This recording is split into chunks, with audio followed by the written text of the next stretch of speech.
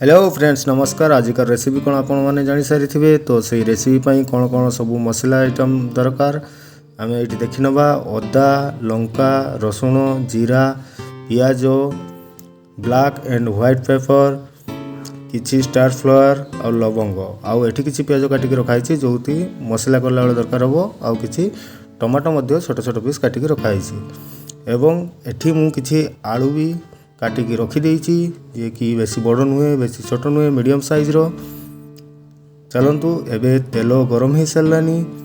एबे तेल आम जो आलू काटिक रखी सेटा एबे एठी ऐड करदवा एवं आलू को पूरा भल से जमीती कि गोल्डन ब्राउन कलर आसीजिवो सेमिति आलू को भाजवा एवं एठी किछि आमर कोन हळदी एवं लूण दे आलू को भल से गलई दवा एवं ताकू छाड़ी दवा पूरा गोल्डन ब्राउन कलर आसीबा जाए। तो आकू भल से गलई दिया जाइछि।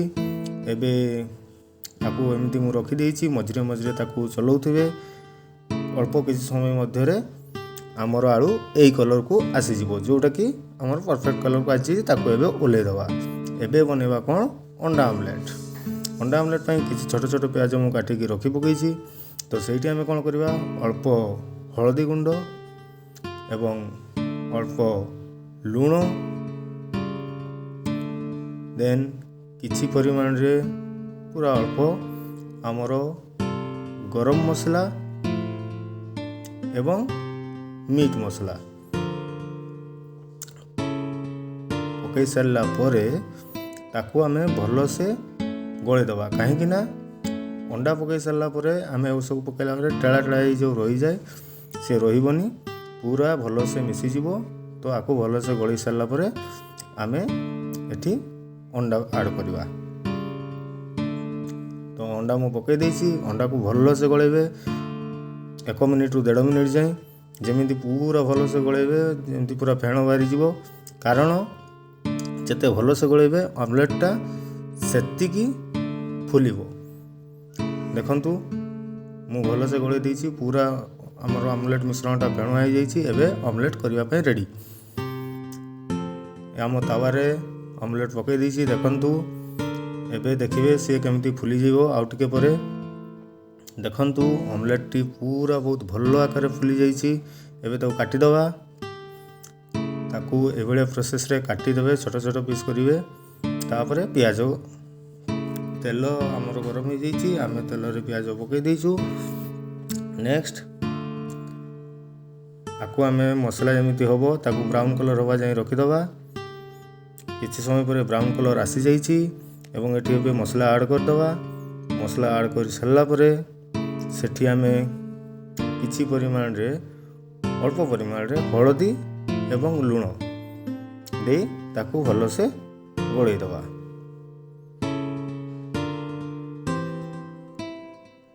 मुझे हलदी अल्प परिमाण लंका गुंड आउ स्वाद अनुसार लुण एठी मु ऐड करदेवी। ऐड कर सारा पर आपको आम भल से गलई दे मसला कषिया जाए छाड़ीदवा जमीती कि आम मसलारू भल से तेल बाहर थो।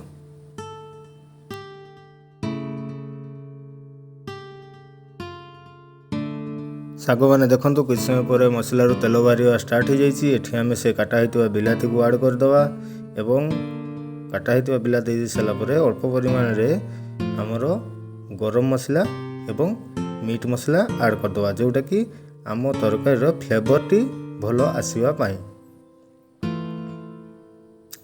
एवं एतिकी ऐड कर सारापर आम आपको भल से गलई किछि समय मसला को कषिबा जमीती कि बिलाती आमर सिझीजिवो। बिलाती सिझीगला परे आमे कौन करिया कि किछि समय ताको छाड़िबा।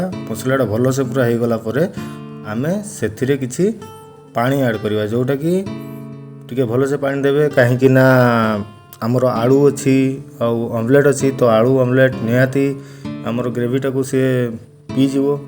तो ताको भल से पानी देला परे ताको आमे मसला को पानी संगे भल से गलई कि किछि समय ताको छाड़ी दबा। सी जिते बड़े फुटवा स्टार्ट हो ଯେତେବେଳେ ପାଣି ପୁରା ଗରମ ହେଇଯିବ ଫୁଟିବା ଷ୍ଟାର୍ଟ ହେବ ସେତେବେଳେ ଆମେ କ'ଣ କରିବା ଆମେ ସେଠି ଆମର ଯେଉଁ ଛଣିକି ରଖିଥିଲେ ଯେଉଁ ଆଳୁ ଏବଂ ଯେଉଁ ଅମଲେଟ୍କୁ କାଟିକି ରଖିଥିଲେ ସେ ଅମଲେଟ୍କୁ ସେଠି ଆଡ଼୍ କରିଦେବା।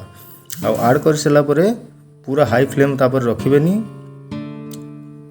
लो मीडियम फ्लेम रे रखिकी ताकू अल्प किसी समय छाड़देवे। जेतेबेले देखिए कि किसी समय गला परे आमर जो ग्रेविटी अच्छी सी टी कमी आसो ये प्रोसेस थिला परे गैस टाको बंद करदेवे।